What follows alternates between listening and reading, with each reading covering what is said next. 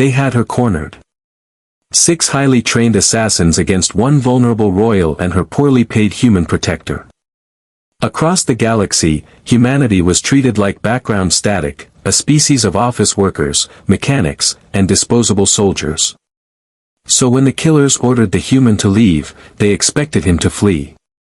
They didn't understand that humans were born on a brutal high-gravity death world. And they had no idea that this particular human had been waiting for the perfect excuse to stop acting like he was powerless. The rain on Oak Haven did not fall. It floated. It was a thick chemical haze that coated the skin and transformed the industrial transit district into a vast blur of neon lights and corroded metal. Princess Diana of House Caledon despised the rain. Her body was never designed for this crushing humidity. Her species was tall, elegant, and evolved for the dry, low-gravity towers of their home planet. Here, the moisture settled deep into her joints. It made her feel heavier. It made every movement slower. She pulled the hood of her synthetic cloak tighter over her face, trembling as a wave of freezing exhaust poured from a cargo hauler passing overhead. A few steps ahead, Arthur stopped. He didn't turn toward her. He only angled his head slightly, listening to the sounds drifting through the lower levels. Diana stared at him, feeling the familiar spark of irritation rise inside her. Arthur was human. That alone was supposed to remain a carefully protected secret within her father's Security Council, an unusual decision made by a king consumed by suspicion. Humanity was a young race among the stars. They lacked the polished grace of the Caledonians, the psychic harmony of the deep-core civilizations, and the brutal biological advantages of the Outer Rim mercenary clans. By every measurement, they were almost painfully ordinary. Arthur looked exactly like that. Ordinary. He wore a faded canvas jacket that looked like it had survived several lifetimes, worn leather boots, and a permanently drained expression. He carried no plasma weapon or kinetic shield emitter. He simply kept 2 powerful hands buried in his pockets and carried himself with the slight hunch of a tired laborer returning home after a double shift. "Keep moving," Arthur said. His voice was deep, a gravelly vibration barely audible beneath the whisper of the rain. "Don't look up." "My legs are burning," Diana whispered, struggling to breathe evenly. "We've been walking for 3 hours. The extraction point was supposed to be at the northern platform. The extraction point was compromised." Arthur kept his gaze ahead. "We're taking the maintenance tunnels." "You don't know that. You're guessing." Arthur finally stopped and turned toward her. The glowing signs from an abandoned noodle stall painted long, bruised shadows across his face. He didn't look irritated. He didn't look afraid. He looked exhausted. "Princess, I don't guess." The mag train that departed from the northern platform 20 minutes ago suffered a primary relay failure. Except relays don't explode outward. They collapse inward. It was a shaped charge. Someone wanted us on that train. Since we weren't there, they're searching this area instead. Diana swallowed. The weight of the last 48 hours pressed against her harder than Oak Haven's gravity. Her uncle's betrayal. The sudden, violent takeover of the palace. The desperate escape through the servants' corridors while the royal guard was slaughtered around them. And now she was completely dependent on a man who looked more suited for a rundown bar than a royal security assignment. "Who?" she asked, her voice shaking. "Who is searching for us?" "Professionals," Arthur answered coldly. He turned away again. "Move faster." They descended a steel staircase, leaving the crowded commercial levels behind and entering the underground maintenance network. The air below carried the scent of ozone, stagnant water, and decaying insulation. The lights were unreliable, with long stretches of darkness broken only by the weak flicker of sodium bulbs. Diana's boots tapped against the metal flooring. She tried to make herself quieter, but her long, fragile legs were shaking. Every dark corner looked like a hiding place for a sniper. Every leaking pipe sounded like approaching footsteps. You're making too much noise, Arthur muttered, slowing down so she could keep pace. I cannot help it, she snapped, a sudden flash of royal pride cutting through her fear. My bone density is a fraction of yours. This gravity is dragging me into the ground. If my father had assigned a proper guard, a Caledonian sentinel, I wouldn't be. If your father had assigned a sentinel, you'd be dead in the palace courtyard right now, Arthur cut in. He didn't raise his voice. He didn't need to. The absolute certainty behind his words silenced her immediately. A sentinel wears polished silver armor and fights with honor. Honor gets you killed when the enemy arrives carrying a thermal detonator. I'm here because I don't care about honor. He looked ahead. I care about staying alive. He lifted one hand, stopping her instantly. The maintenance corridor stretched another 100 yards ahead, perfectly straight, ending at a massive blast door. On the left was a sheer drop into the atmospheric processors. On the right stood a reinforced concrete wall. A trap. A bottleneck. Arthur's entire presence shifted. The tired slouch disappeared. His shoulders straightened. His hands slowly emerged from his pockets. He didn't draw a weapon. He didn't need one. He simply stood motionless, his eyes locked onto something hidden within the darkness ahead. Arthur. Diana whispered, her heart pounding against her ribs. Back against the wall, Princess. What is it? Arthur's voice dropped. We ran out of room. The air in the tunnel shimmered. At first, it was barely noticeable.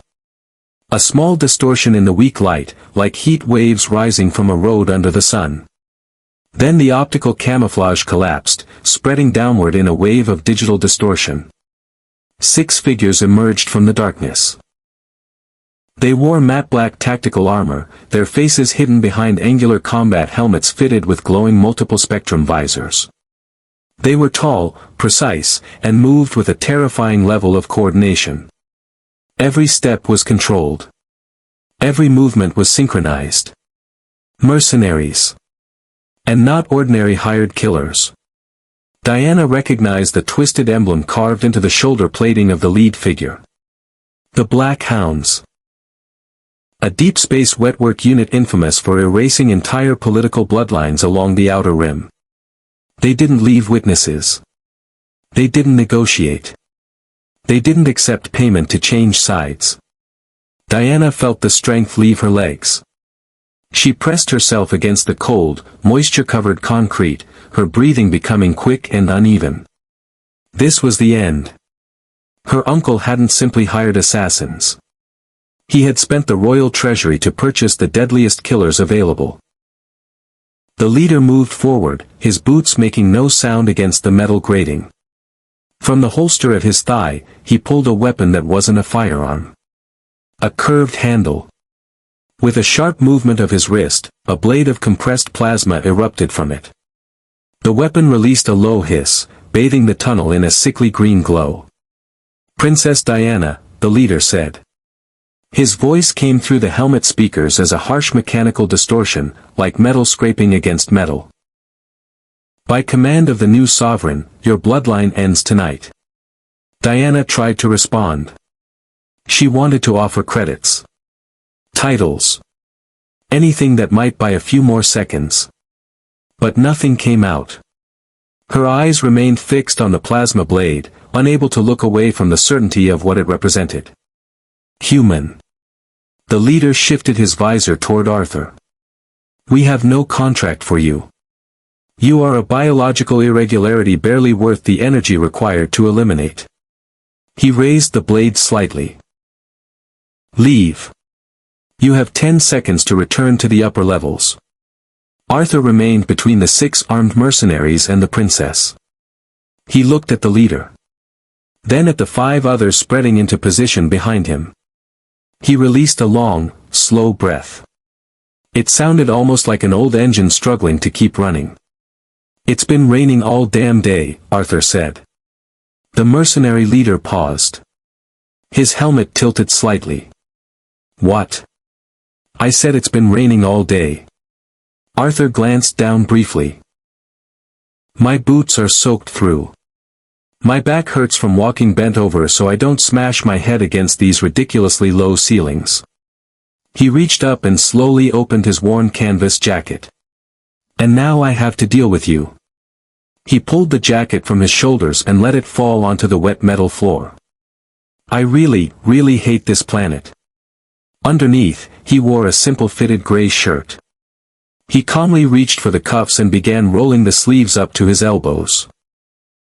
His forearms were thick and powerful, packed with dense muscle and marked by a collection of old, uneven scars.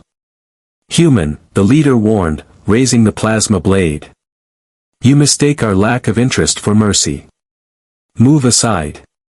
You rely too much on your technology, Arthur said. He slowly rolled his neck. A sharp crack echoed through the concrete corridor. Camouflage. Thermal scanners. Plasma weapons. His eyes remained fixed ahead. You forget the simple things. He flexed his fingers. Mass. Velocity. Physics. Diana stared at him in disbelief. Was he actually trying to get himself killed? He had no weapon.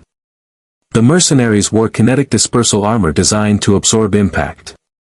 A Caledonian warrior could strike one of them with everything they had and only end up breaking their own hand. Arthur. Diana whispered. Her voice caught. Please. Just run. Arthur finally looked back at her. The exhausted, empty expression was gone. Something else had replaced it. Something colder. Something dangerous. The face of a tired worker had disappeared, revealing the gaze of a predator that had never belonged at the bottom of the food chain. It was the look of something standing above everything else. Watching its next target. Close your eyes, princess, Arthur said quietly. This is going to get messy. He turned back toward the mercenaries. He didn't raise his fists. He didn't assume a traditional combat stance.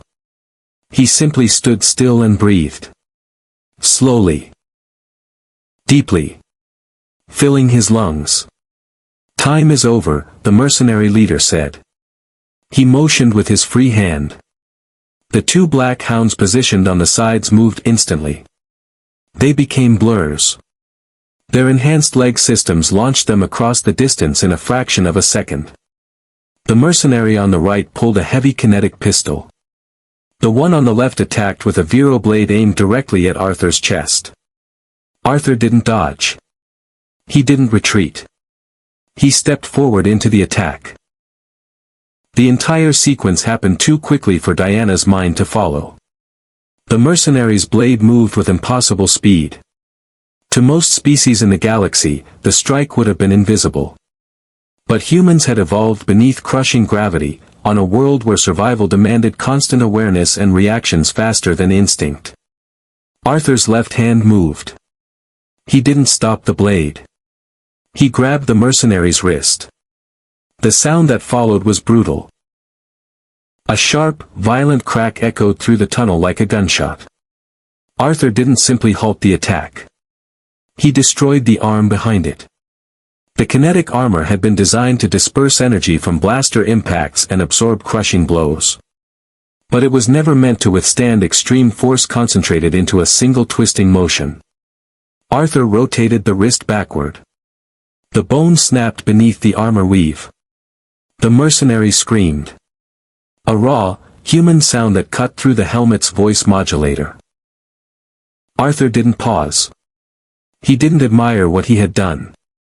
He used the mercenary's own forward momentum against him, pulling the attacker downward while driving his knee upward in a brutal rising strike. It connected directly with the helmet's faceplate. The reinforced polymer cracked inward. The mercenary went completely limp, his head snapping backward at an unnatural angle. The second flanker, the one carrying the kinetic pistol, raised his weapon. Arthur was already in motion. He grabbed the fallen mercenary by the tactical harness and threw the armored body forward like it weighed nothing more than a sack of supplies. Diana gasped. The sheer force required to launch a fully equipped soldier with one arm was beyond comprehension. Her own people relied on repulsor systems to move cargo of that weight. The body crashed into the second mercenary, sending his aim off course. The kinetic round tore through the concrete wall instead, ripping away a section of material and filling the tunnel with dust and fragments. Before the shooter could regain control, Arthur was already on him. He moved like a charging transport vehicle. Heavy. Unstoppable. Without elegance or technique. It wasn't a display of skill. It was simple, terrifying efficiency. Arthur drove his shoulder into the mercenary's chest. The impact sounded like a heavy vehicle colliding with a solid wall. The armored assassin was lifted completely off the ground before crashing onto the metal grating. Arthur brought his boot down on the man's weapon hand, crushing it against the steel floor. Then he delivered one devastating kick into the side of the helmet. The tunnel fell silent. The only sound remaining was the steady hum of the leader's plasma blade.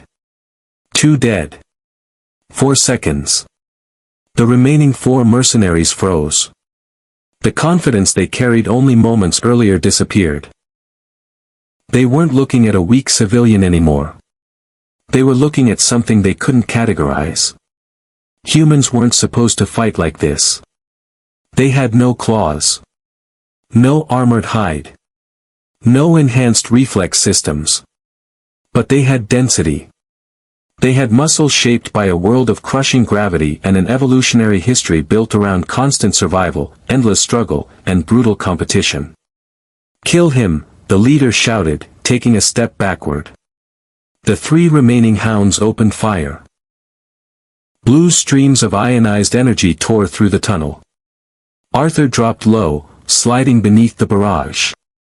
The air burned with superheated ozone. Diana felt the heat sting her lungs as she squeezed her eyes shut and flattened herself against the concrete wall. She heard the heavy impact of Arthur's boots as they found the ground. Then movement. He launched upward, grabbing hold of a thick steam pipe running along the ceiling. With a violent pull, he ripped it from its mounting. The entire tunnel exploded with sound. High-pressure steam erupted from the broken line, flooding the corridor instantly. The mercenaries' thermal systems failed beneath the sudden overload, and a dense white cloud swallowed everything. Diana heard their voices. Confused. Angry. Panicked. Then came the sound of metal striking bone. "Where is he?" one of the mercenaries shouted, firing blindly into the fog. Thud. Crunch. Another scream ended abruptly. Arthur had disappeared into the steam. Not because of technology. Not because of camouflage. Because he understood the battlefield. He wasn't hiding from them.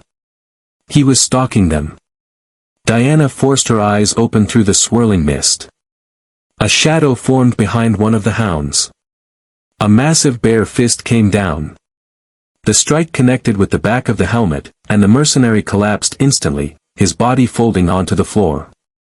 The leader spun, swinging his plasma blade wildly through the steam. "Face me, animal," he screamed. For the first time, his voice carried something unmistakable. Fear. "I'm right here." Arthur's voice came from above. The leader looked upward too late. Arthur dropped from the tangled cables overhead, landing directly on his shoulders. The force of the impact drove both of them into the metal floor. The plasma blade slipped from the leader's grip, sliding across the grating before powering down. The mercenary struggled beneath him, trying to push the human away. But Arthur didn't move. He was too heavy. Too grounded. Too strong. Arthur reached forward and gripped the sides of the helmet. "Wait," the leader managed to choke out. Arthur twisted. A sharp crack echoed through the tunnel. The leader stopped moving. Slowly, the steam began to clear, escaping through the atmospheric vents above. Diana opened her eyes fully. Her entire body trembled. The tunnel looked like a battlefield. 5 elite assassins in advanced armor lay motionless across the metal floor. The 6th, the one struck by the broken pipe, groaned weakly nearby, trapped in a pool of his own blood and unable to rise. Arthur pushed himself away from the leader's body. He looked down at his hands. His knuckles were split open. Blood ran across torn skin where he had struck reinforced helmets and armor plating. He wiped a streak from his cheek with the back of his hand. He wasn't impressed. He wasn't celebrating. He didn't look like a warrior returning victorious. He didn't look like some legendary hero in shining armor. He looked like a man who had just finished digging a trench. Tired. Dirty. Completely ordinary. Arthur walked toward the final surviving mercenary. The hound weakly lifted a hand in surrender. Arthur didn't slow down. He delivered one quick, brutal strike to the side of the helmet. The moaning stopped. Arthur stood alone in the silent corridor for a moment, listening. The only sounds left were the hiss of the damaged pipe and the distant vibration of the transit systems above. He bent down, picked up his soaked canvas jacket, and slipped it back on, covering his scarred arms once again. Then he turned toward Diana. She remained against the wall, frozen. Her eyes were wide. She looked at him the way someone looked at a creature they couldn't understand. Maybe he was right, Arthur said quietly. His voice had returned to its usual low, gravelly tone. Told you. He glanced around the ruined tunnel. Messy. He extended a scarred, blood-covered hand toward her. Come on, princess. We need to find another extraction route before the locals alert security. Diana stared at his hand. For a moment, she saw the thing that had just torn through 6 elite killers with nothing but strength and instinct. A predator. The kind of creature that belonged at the top of any food chain. Then she looked at his face. And all she saw was exhaustion. A tired man. A stubborn man. A man who was undeniably, unmistakably human. She reached out and took his hand. The adrenaline was fading. Diana could see it in Arthur's movements. The unstoppable force that had torn through the maintenance tunnel was gone, replaced by a slow, heavy limp. He favored his left leg now. His breathing had become impossible to ignore, a rough, uneven rasp echoing through the underground aqueduct. His right hand was swollen badly, the knuckles enlarged and distorted. The skin had split open, leaking dark blood that dried into a rusty stain beneath the weak lights. They had been walking for another hour. Always downward. Oak Haven was a city built in layers, like a decaying structure slowly collapsing under its own weight. The upper levels belonged to corporate executives and old aristocratic families, filled with glass towers, artificial sunlight and perfectly filtered air. The middle tiers were crowded commercial districts. But the industrial depths beneath them were something else entirely. A place where the air itself was dangerous if inhaled for too long. It tasted like copper and burning sulfur. Diana's lungs ached. Her legs felt impossibly heavy. She was a Caledonian royal, raised in controlled climates and surrounded by soft, carefully designed environments. The rough metal walkways beneath her feet were tearing through the delicate soles of her ceremonial boots. Arthur, she breathed. She stopped beside a damp concrete support pillar, using it to keep herself upright. I need to rest. He continued walking. He didn't slow down. He didn't even look back. No. Diana straightened, forcing herself to summon the authority she had carried since birth. I am ordering you. The command failed halfway through, reduced to a weak, exhausted breath. 5 minutes. Arthur finally stopped. Slowly, he turned on his stronger leg. The movement was careful. Controlled. He stared at her. The shadows around him deepened, the exhaustion carved into his face. He didn't look angry. He looked empty. Princess, Arthur said. His voice held no patience left. You don't command down here. He glanced around the dark industrial depths. The crown doesn't exist below level 40. His expression hardened. Right now, you're a very expensive piece of meat walking through a slaughterhouse. Diana flinched. If we stop, your uncle's cleanup crews find us. If they find us, I have to fight again. He looked down at his injured hand. And right now, I don't think I can. The word struck harder than she expected. Diana stared at him. At the blood covering his knuckles. At the way his shoulders sagged beneath the weight of exhaustion. For the first time, she saw the truth. He wasn't invincible. He wasn't some unstoppable weapon. He was a man who was injured and exhausted because he had placed himself between her and 6 trained killers. She swallowed her pride. Pushed away from the pillar. And stepped forward. Where are we going? To a friend. 10 minutes later, the aqueduct opened into an enormous underground chamber filled with abandoned shipping containers and forgotten machinery. A graveyard of obsolete technology. At the center of the scrap field rested a heavily modified atmospheric freighter. It looked less like a ship and more like a rusted metal lung with engines attached to the sides. Arthur approached the reinforced blast door and struck it with his fist. 3 heavy knocks. A pause. 2 quick ones. A security camera activated overhead, rotating downward toward them. A red scanning beam passed across Arthur's face. The blast door shuddered. Hydraulic systems hissed as the heavy barrier slowly opened.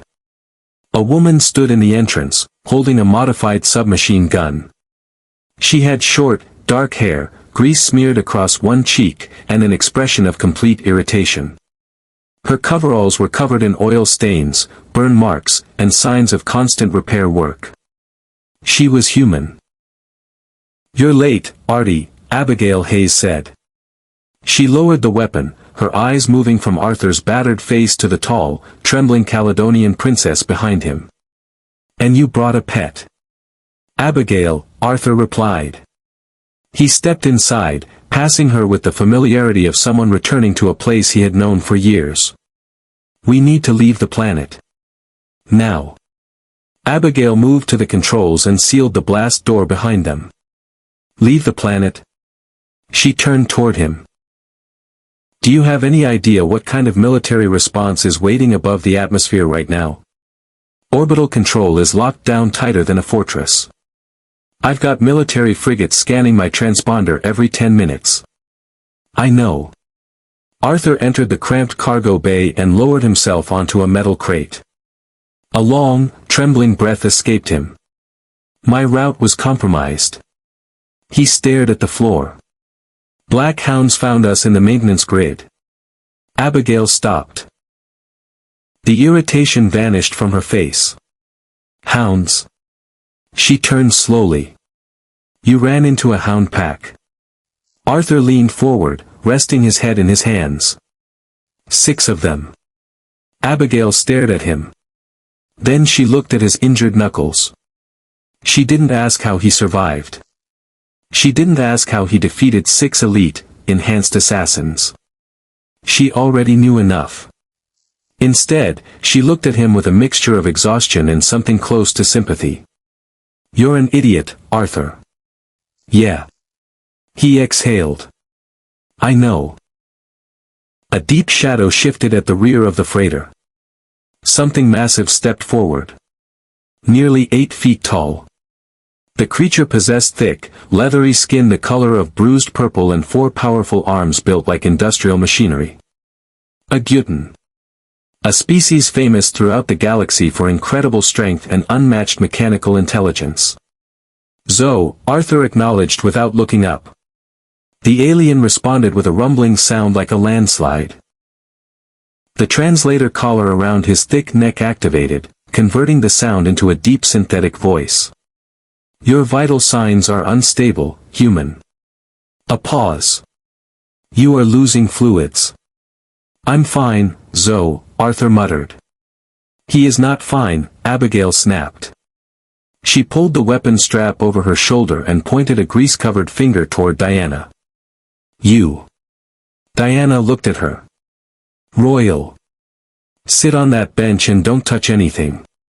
Then she turned toward the guillotine. Zoe, get the medkit. A pause. The heavy one. Diana followed the order. She lowered herself onto a cold metal bench and watched as Abigail and the massive alien began working on Arthur. There was no ceremony. No formal procedure. No hesitation. Just a focused, practical urgency that made Diana feel completely useless. She was a princess of the Caledonian Empire.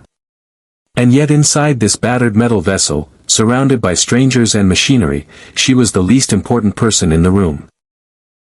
Abigail's medical area was nothing more than a small section of the cargo bay separated by a stained plastic curtain.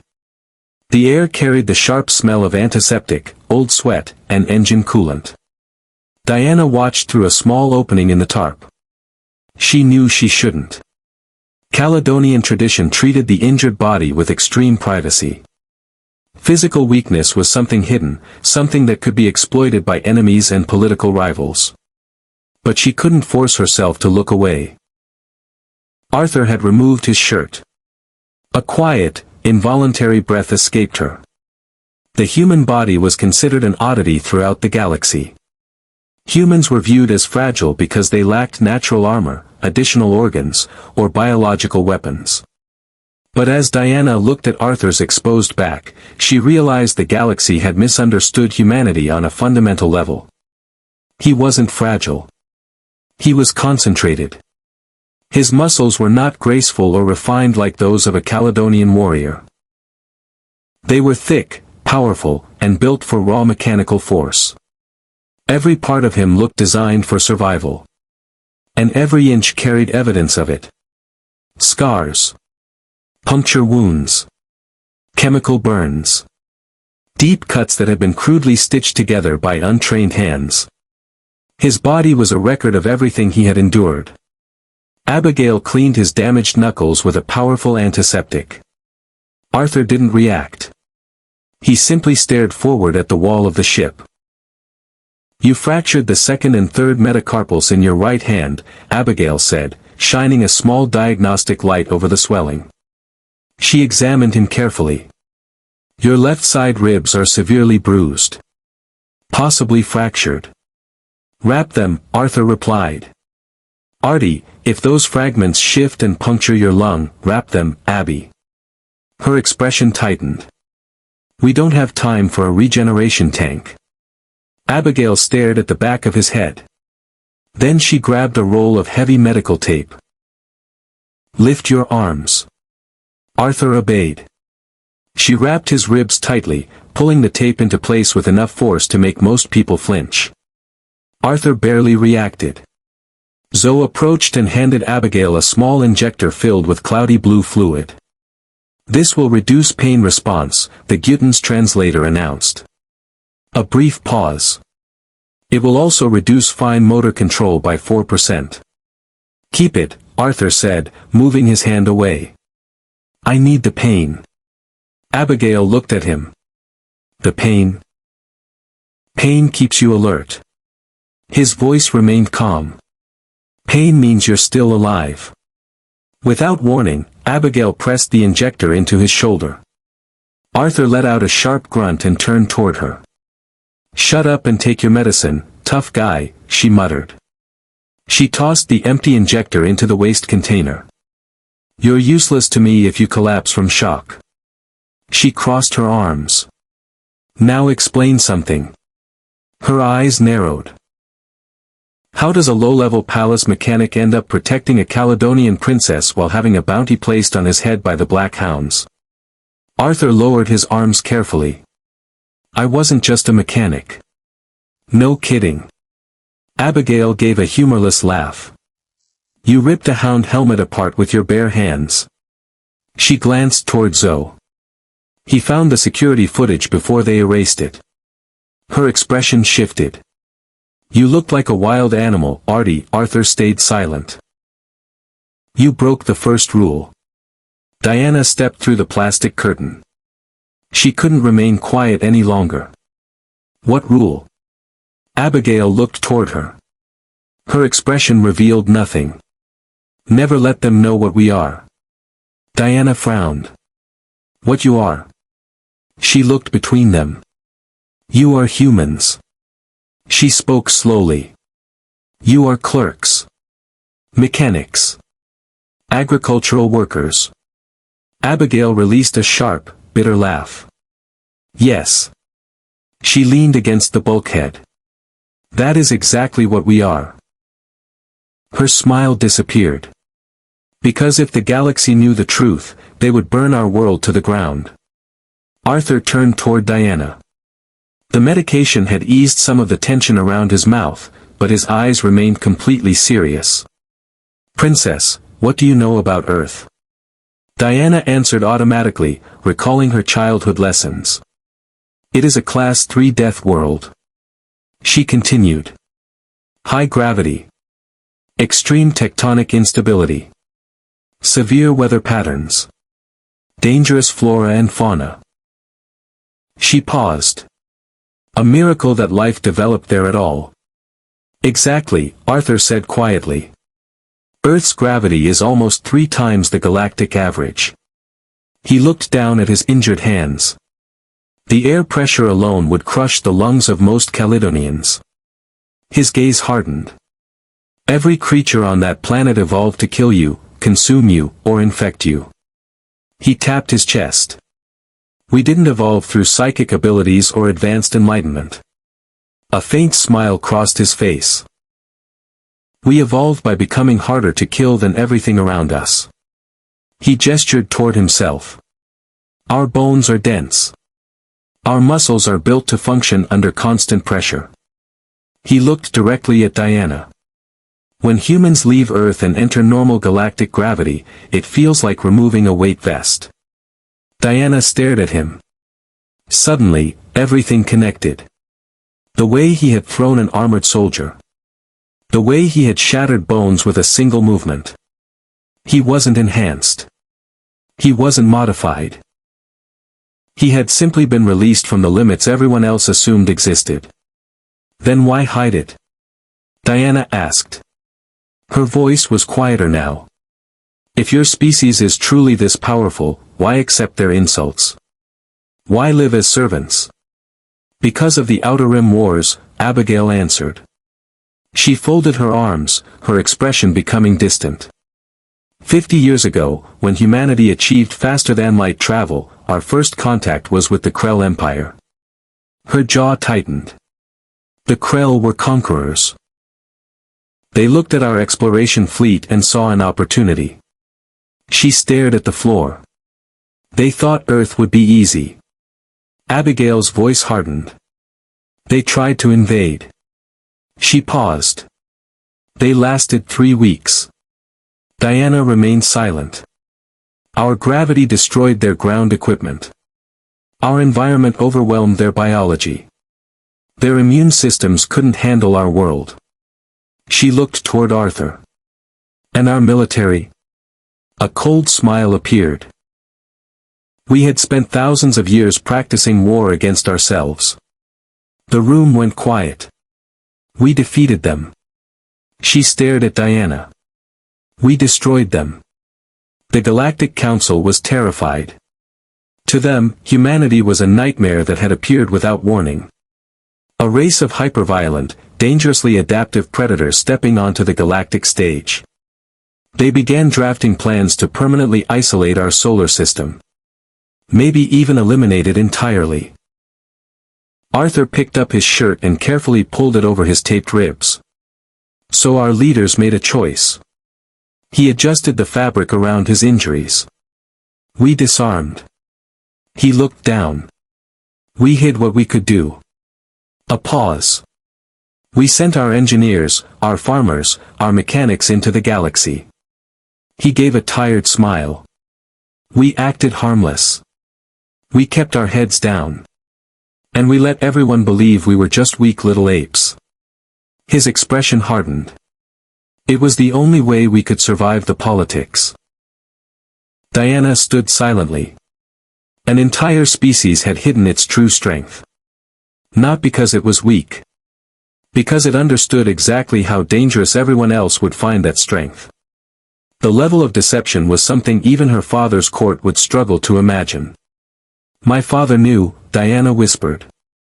Her eyes moved toward Arthur. That's why he hired you. She understood now. He didn't want a guard. A pause. He wanted a weapon nobody else knew existed. Yeah, Arthur muttered. He pushed himself upright and tested his injured leg. A small flash of pain crossed his face. And now the weapon is damaged, trapped underground, and half the city is hunting us. Correction. Zoe's deep voice interrupted. The Gyutan stood beside the primary sensor console, staring at the cluster of flashing red indicators. They are no longer searching for you. Abigail immediately moved away from the wall and rushed toward the display. Zoe. Her voice sharpened. What do we have? Outer perimeter proximity sensors have activated. The alien's translator crackled. Thermal scans indicate multiple hostile contacts. A pause. Heavy armor. Energy weapons. Zoe turned his massive head toward Arthur. They have located us. Arthur didn't react. No panic. No hesitation. He simply reached down and picked up a solid steel hydrospanner from the nearby workbench. The tool weighed nearly 20 pounds. In his hand, it looked almost weightless. Abby, Arthur said calmly. Get the engines ready. The freighter's internal lights immediately shut down. A moment later, harsh red emergency lighting flooded the cargo bay. Arthur. Abigail shouted over the rising whine of the ship's generators. Her fingers moved rapidly across the navigation controls. I need 4 minutes to cycle the plasma drives. She glanced toward him. If we launch before they're ready, the manifold will melt and will fall straight back down. You have 3 minutes. Arthur didn't wait for a response. He walked toward the heavy blast door. Diana followed quickly, grabbing the sleeve of his jacket. What are you doing? Her voice was sharp with fear. You cannot fight them again. She looked at his injuries. You're already hurt. Arthur looked down at her hand. Then at her face.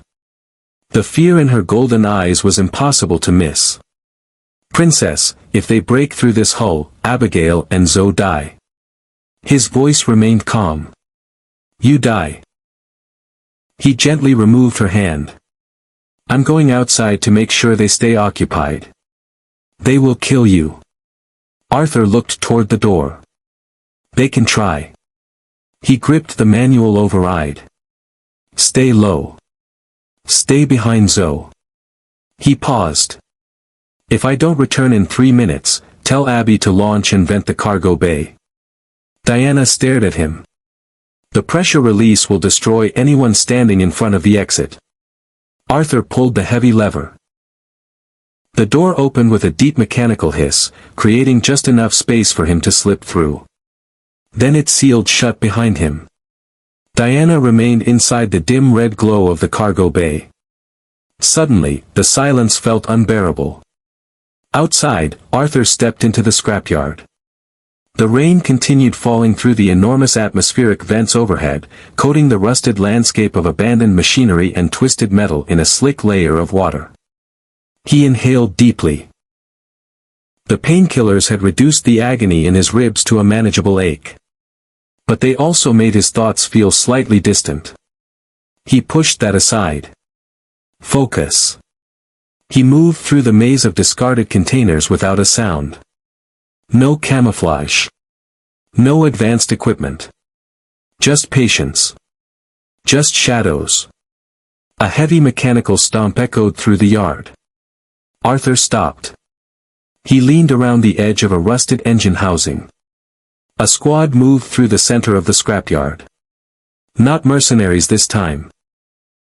Caledonian Royal Guards. His uncle's personal execution force. 8 soldiers marched forward wearing polished silver shock armor and carrying high-output plasma rifles. But the guards were not what made Arthur's expression change. Something much larger followed behind them. A quadrupedal combat drone. A hunter-killer unit. Heavy armor plating. Twin rotary pulse cannons. Advanced thermal tracking. Motion detection systems. They hadn't come prepared for a fight. They had come prepared for extermination. They had brought a tank to a knife fight. 3 minutes, Arthur thought. He couldn't attack directly. Those pulse cannons would tear him apart before he reached them. He needed separation. A weakness. A way to turn the battlefield against them. His eyes moved upward. Massive stacks of shipping containers towered above the courtyard. Old. Rusting. Unstable. Perfect. Arthur climbed. Even injured, his strength was terrifying. His fingers found gaps in the corroded metal, pulling his heavy frame upward with impossible speed. He ignored the pain. Ignored the exhaustion. Ignored everything except the mission. Within moments, he reached the top of a 3-story stack overlooking the squad's path.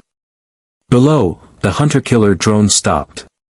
Its sensor turret rotated rapidly, projecting a red scanning grid across the mountains of discarded machinery and rusting containers. It searched for movement. For heat. For life. Beep. Beep. Beep. The machine locked onto the hidden freighter. Target acquired. The squad leader's voice echoed through his helmet speakers. Move in. Breach the hull. Secure the royal.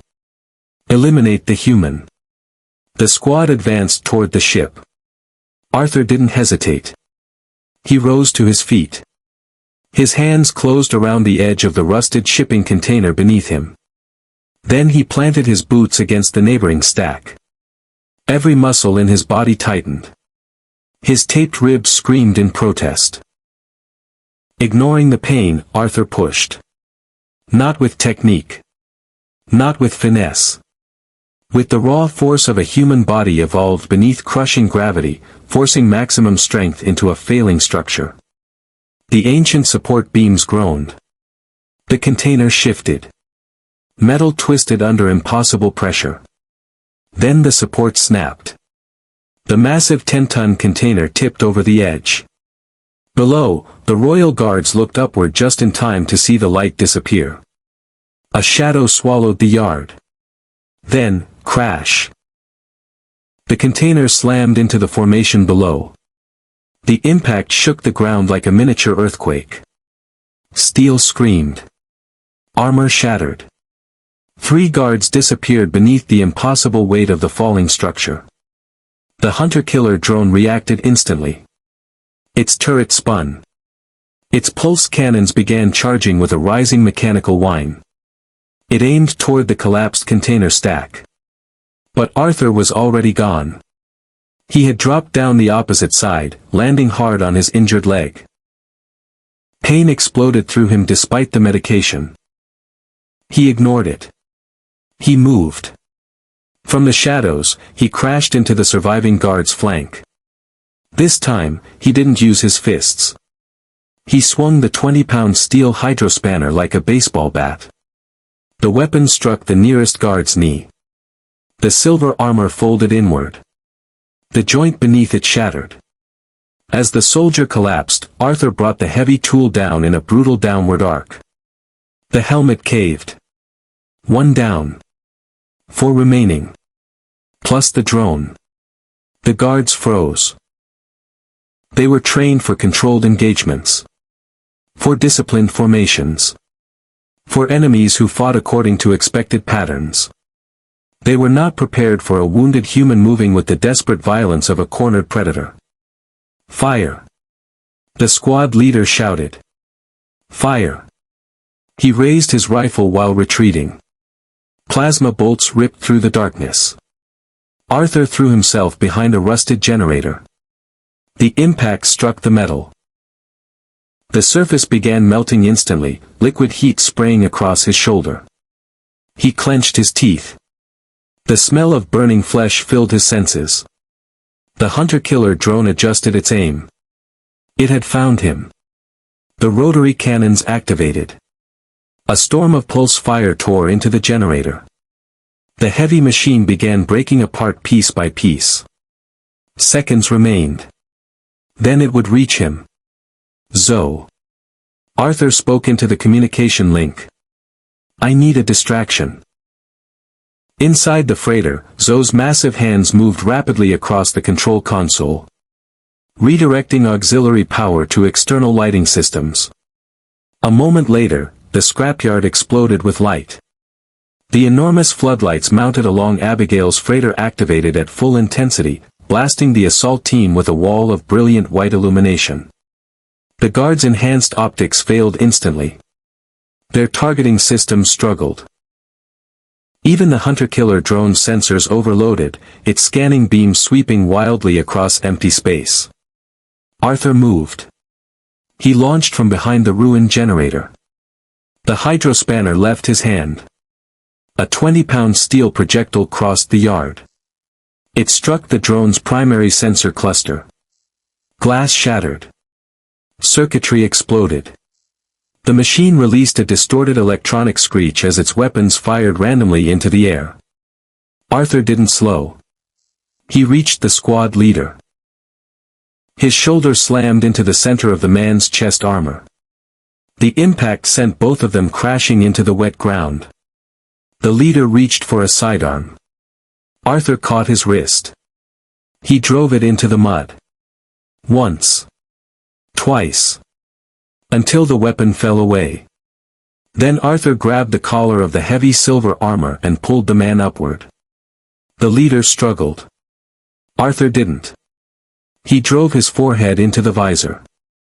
Once. Twice. A sharp crack echoed through the rain. The commander went still.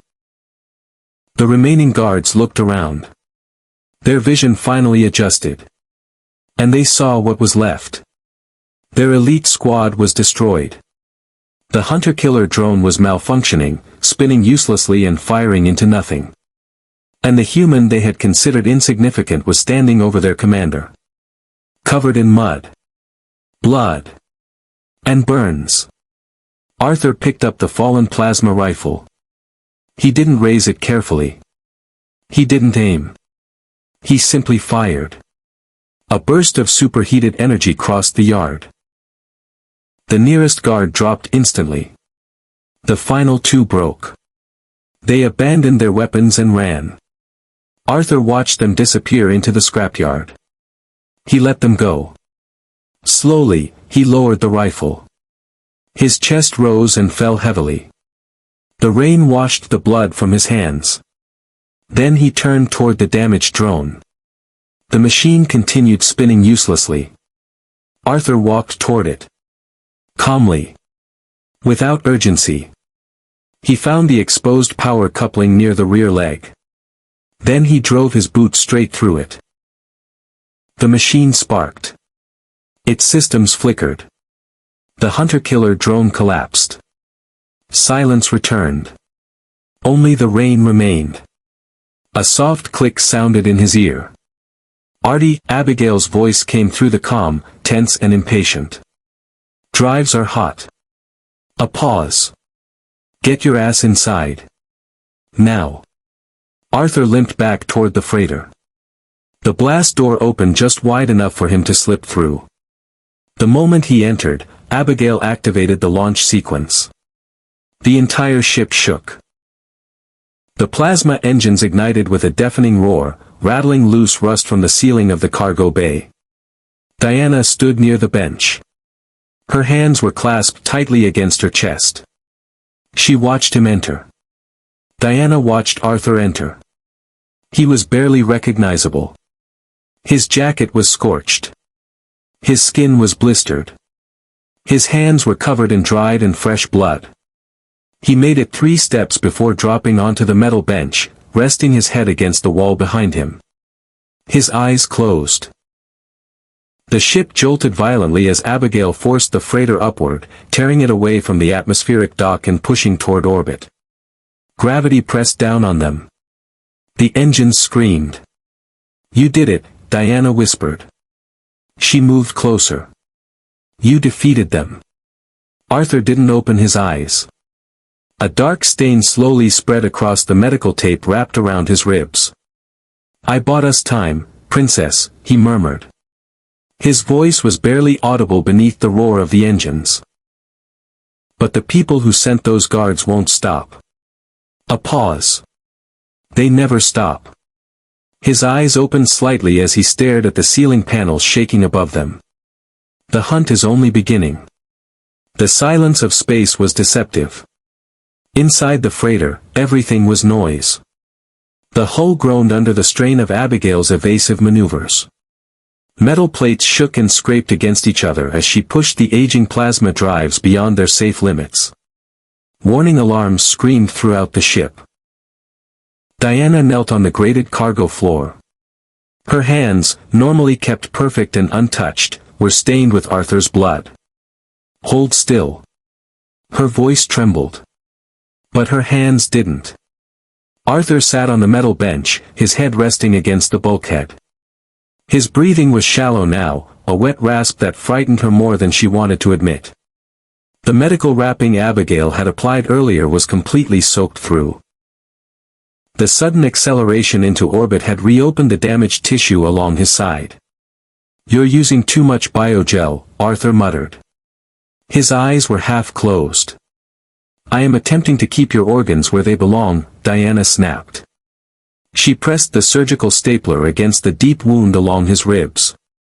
She activated it. The device clamped shut with brutal precision. Arthur didn't scream. His jaw tightened. The muscles along his neck stood out like cables under tension. A low sound escaped through his clenched teeth. "Why do you endure this?" Diana wiped blood from her forehead. "My uncle placed a 10 million credit bounty on my head." She looked at him. "You could have walked away in the transit hub." A pause. "You could have killed me yourself and disappeared to some comfortable core world." Arthur opened his eyes. They were red. Exhausted. Surrounded by dark circles from pain and sleeplessness. For a moment, the terrifying warrior from the maintenance tunnels was gone. He simply looked like a tired man carrying too much weight. "Your father," Arthur said quietly, "was the only royal representative on the council who opposed quarantining Earth." Diana froze. "When the Krell invasion failed, the rest of the galaxy wanted to seal us away." His voice became quieter. "They wanted to trap humanity behind a blockade." A pause. "Starve us." Arthur swallowed, forcing himself through the pain as Diana closed another section of the wound. "They were afraid of us." He looked at her. "Your father stood before 1,000 delegates and called them cowards." Diana listened without speaking. "He said humanity had already suffered enough." Arthur looked away. "He gave us trade access. He gave us a chance to prove we weren't just monsters hiding on a death world." His expression softened slightly. "Before he was assassinated, he knew your uncle was planning something." He took a slow breath. "He called me to his chambers." Diana's hands stopped.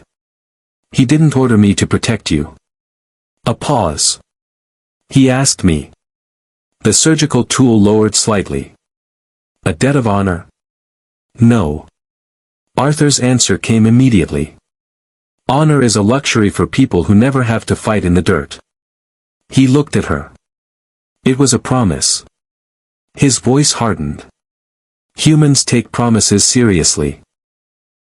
In the cockpit, Abigail slammed her fist against the console.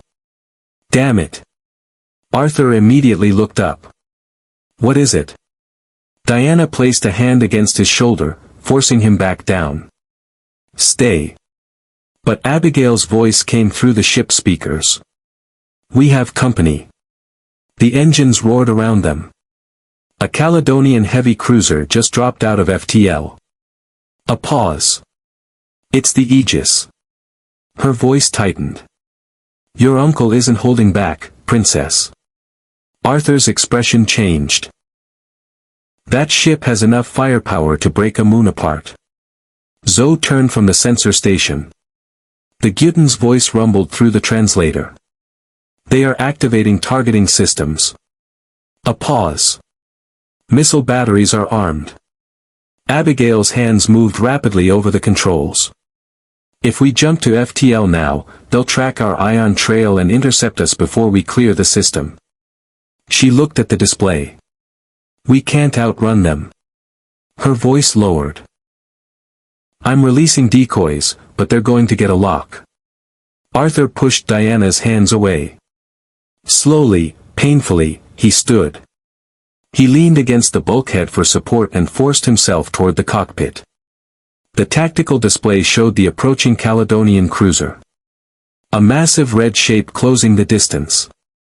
We don't run. Arthur pointed toward a dark region on the navigation map. There. His finger left a smear of blood across the display. Sector 442. Abigail looked at the coordinates. Her eyes widened. Are you insane? She turned toward him. That's the Tardius exclusion zone. Diana stepped into the cockpit. What is Tardius? Arthur stared at the dark sector.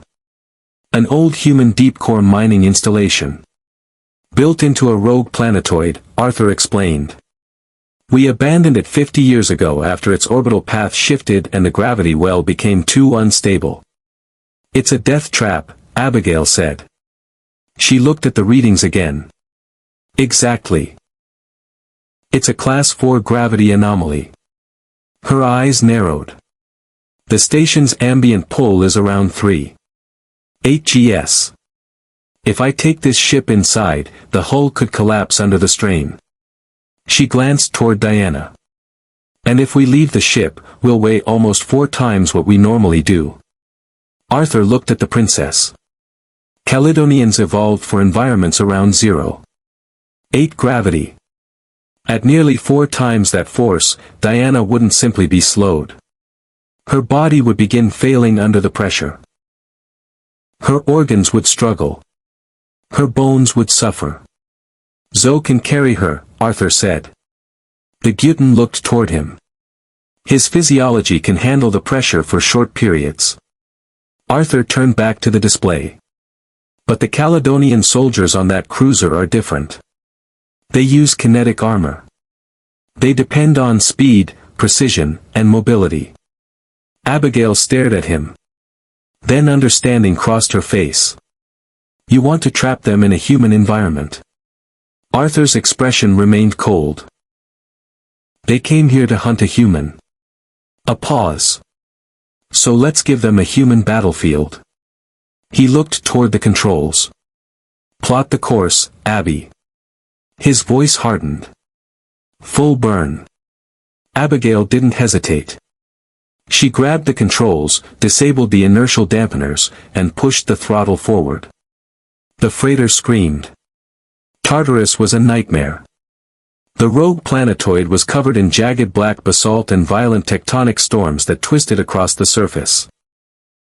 Built into the side of a massive crater was the abandoned mining facility. A brutal structure of reinforced iron and depleted uranium plating. No elegant architecture. No graceful towers. No polished surfaces. It looked like a rusted wound growing out of the planet's skin. Inside the freighter, the gravity struck. Not gradually. Instantly. Diana collapsed. Her legs failed beneath her, and she hit the grated floor hard enough to knock the air from her lungs. It felt as though invisible chains had been attached to her body. Every breath became a struggle. Every movement required deliberate effort. Beside her, Zoe dropped to one knee. Even his enormous frame groaned beneath the increased weight. Only Arthur and Abigail remained standing. Barely. Their movements were slower. Heavy. Controlled. But their bodies had been shaped by the evolutionary violence of Earth. They adapted. Docking clamps engaged. Abigail shouted.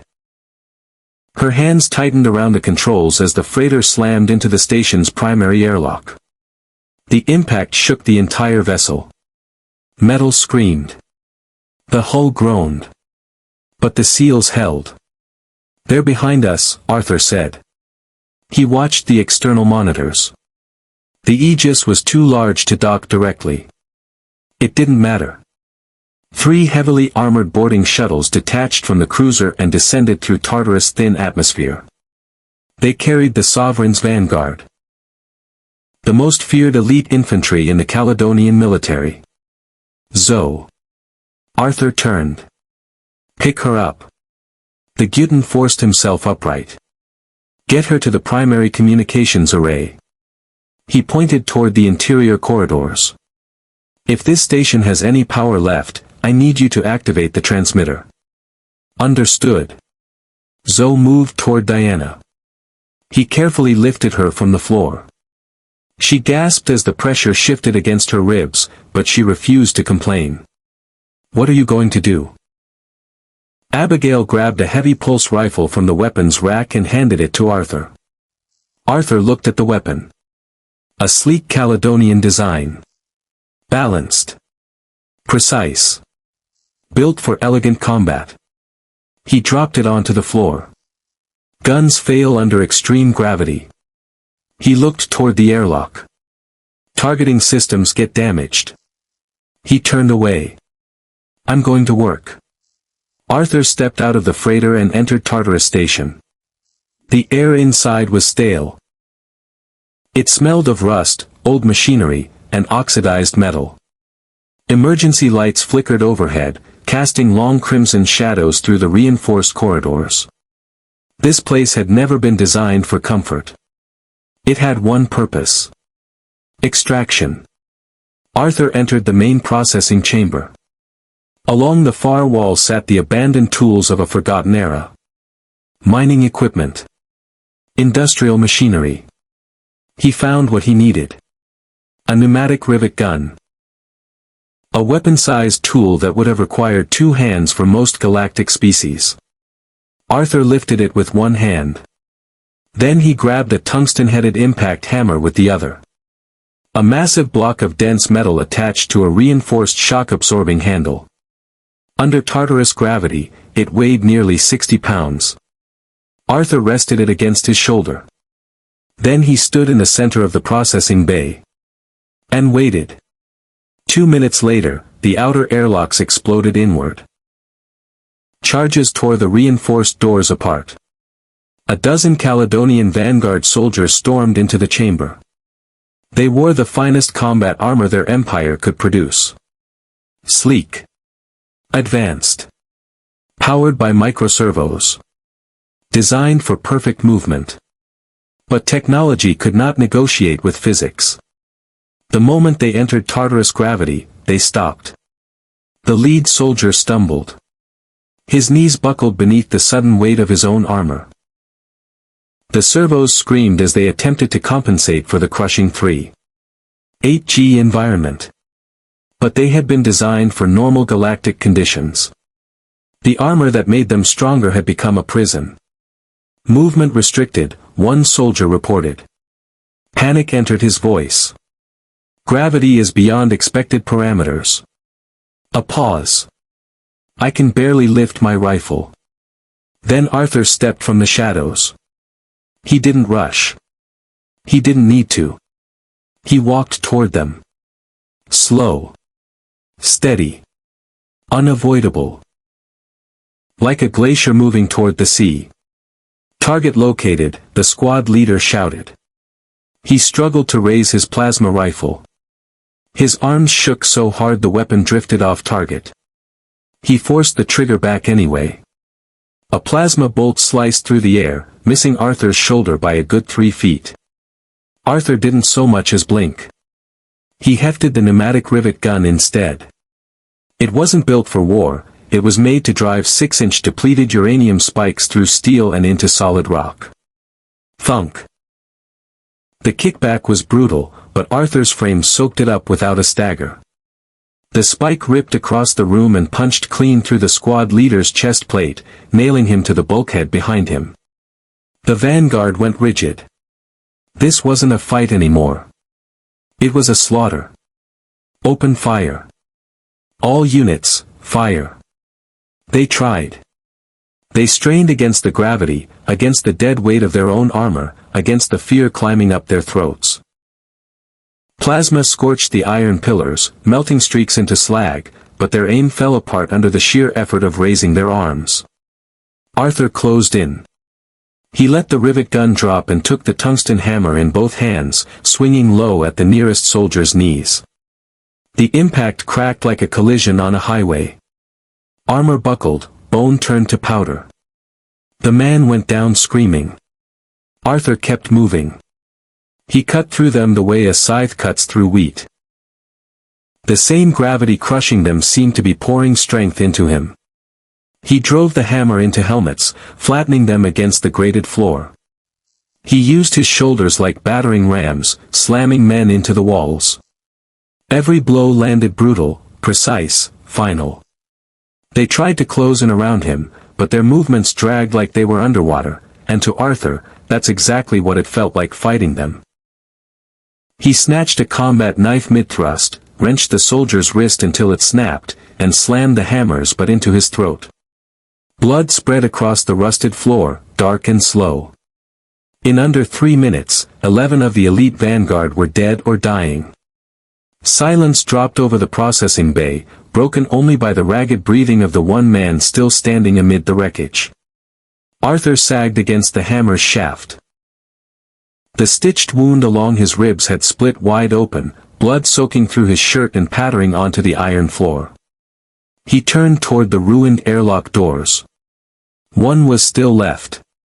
Heavy boots rang out from the boarding shuttle.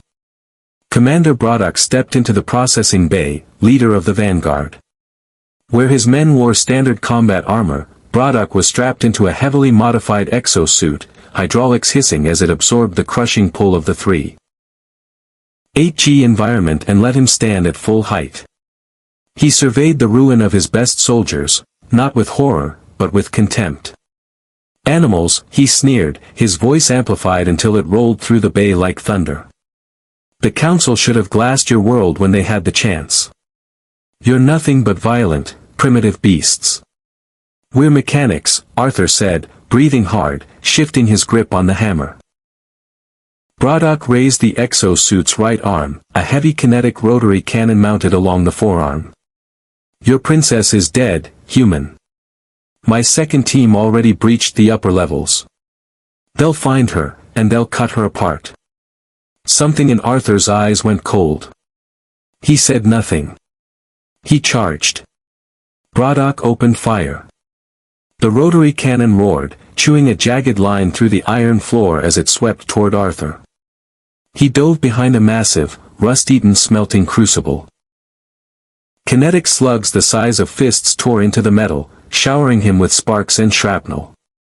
He couldn't stay down, the exosuit would peel that cover apart in seconds. Above him, the catwalks groaned under the weight of the gravity field.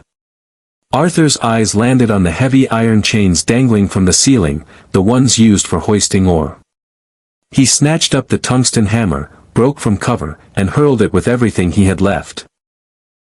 Not at Braddock, but at the corroded locking mechanism holding those chains above the commander's head. The hammer struck dead on.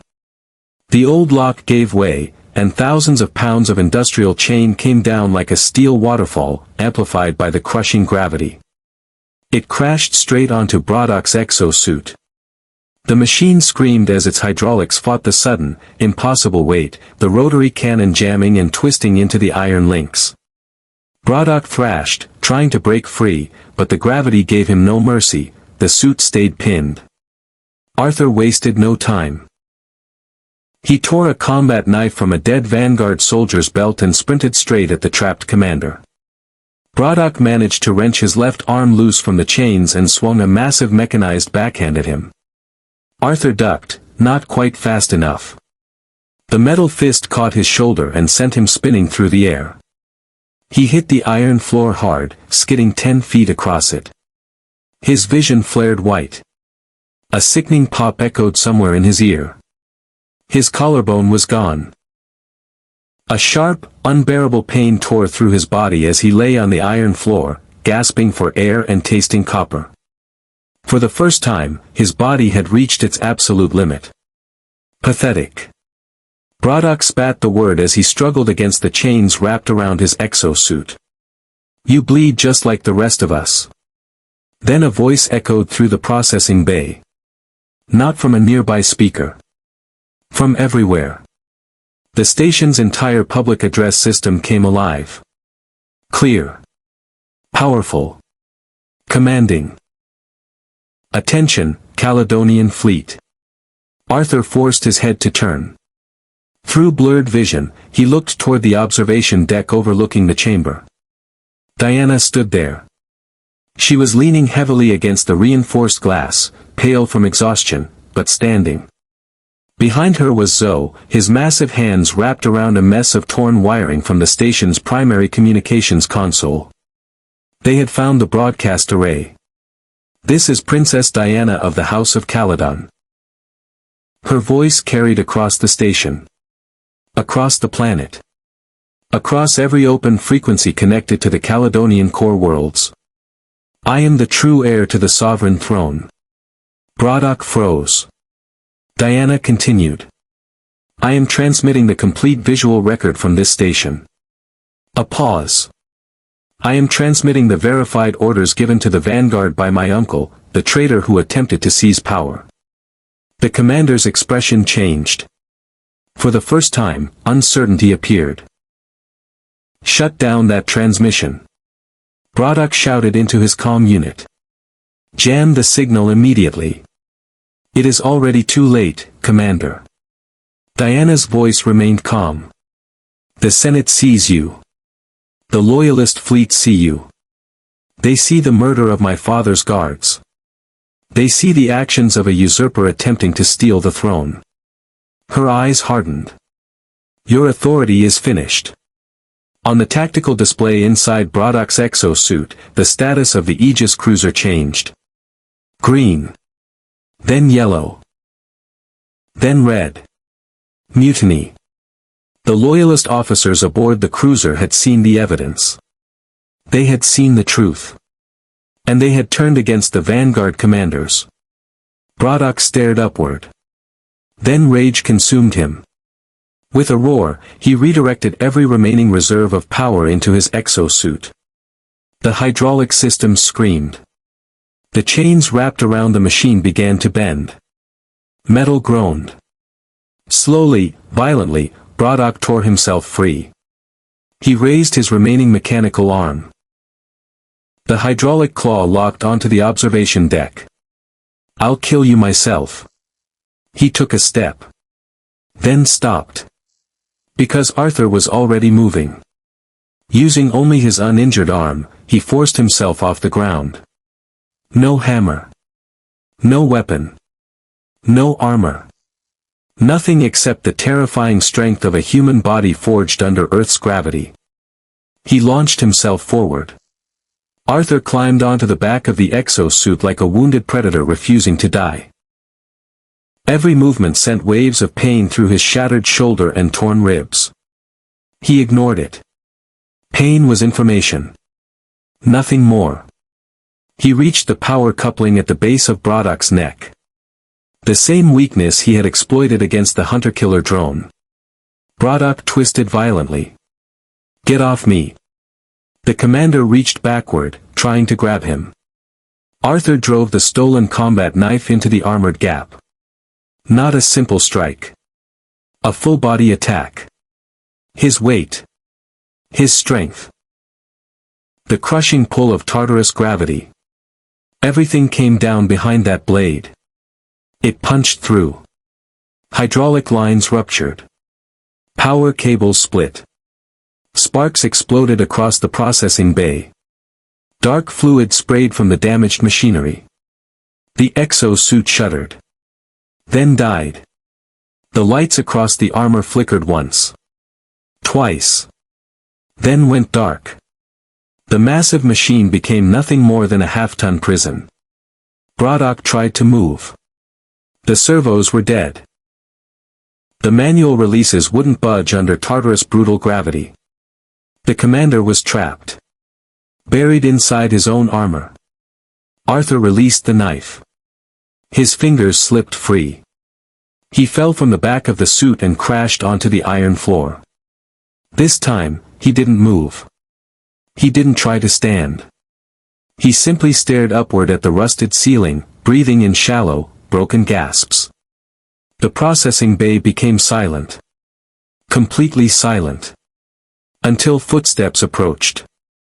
Slow. Heavy. Diana. Minutes later, she knelt beside him. She was exhausted. Pale. Shaking from the overwhelming gravity. But the fear that once filled her eyes was gone. The princess who had hated the rain on Oakhaven was gone. The fragile royal who had needed protection was gone. In her place was someone who had witnessed the true meaning of survival. She placed a trembling hand against his blood-covered chest. "The Aegis has surrendered," she whispered. Her voice cracked. "The captain pledged loyalty to me. My uncle has been arrested in the capital." She looked down at him. "It's over, Arthur. You won." Arthur managed a weak smile. His bloody lips barely moved. "Not bad." He coughed. "For a mechanic." Diana lowered herself closer. "You are not a mechanic." She rested her forehead against his. "You are the shield of my house. And when I take the throne, the galaxy will know the truth about humanity. They will know what you truly are." Arthur closed his eyes. Finally, exhaustion pulled him under. "No." His voice was barely a whisper. "Let them think we're soft, princess." A faint smile touched his face. "It makes things easier. When we have to break them."